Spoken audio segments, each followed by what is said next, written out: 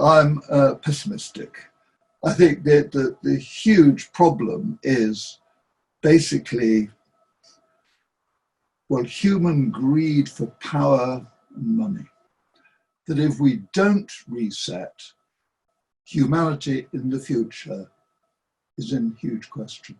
If one has spent one's life climbing in the mountains, having a wonderful adventure in the mountains, it has given you, firstly, a deep love of our environment.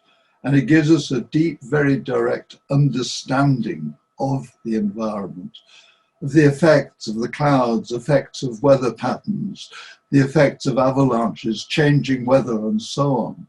It also has made us actually take quick, clear decisions about what we actually do about it. And so I think hopefully that does help us. And hopefully as well, there is, if you like, the selfish kind of total enjoyment of playing the risk game, the fun of it and everything else. But hopefully that is balanced with our sense of basically responsibility towards this environment that we love and which we want to maintain. For instance, yes, we love to go to Nepal. We love exploring the mountains of Nepal and having our adventures there. But not only that, the economy of Nepal and the economy of those Sherpa villages also really do need their tourist industry. They do need the climbers coming there. They do need the trekkers coming there and enjoying it.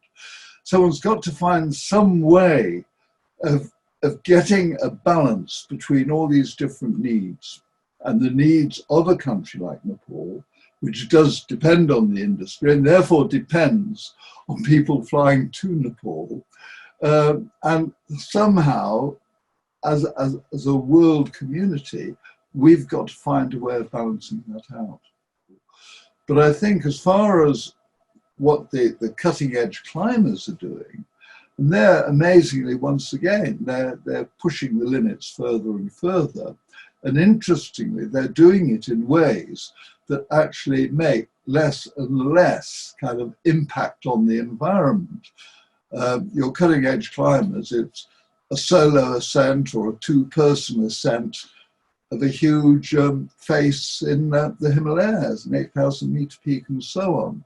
So there, in fact, and the smaller expeditions that are going into the hills and the mountains now, I think are actually, I mean, they're better environmentally, and I think they're also better from the, if you like, the spirit of adventure of our sport. And for us, I mean, I did my great thing on the big expeditions I led. Well, I'm glad I did them. That was the thing you did at that time, but it's now a dinosaur that is beginning to get extinct.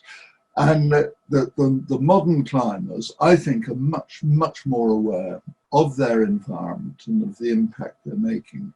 And I think that's what all of us have got to try to do. I think the key thing is actually to go on loving our mountains, and you care the places and the things that you love.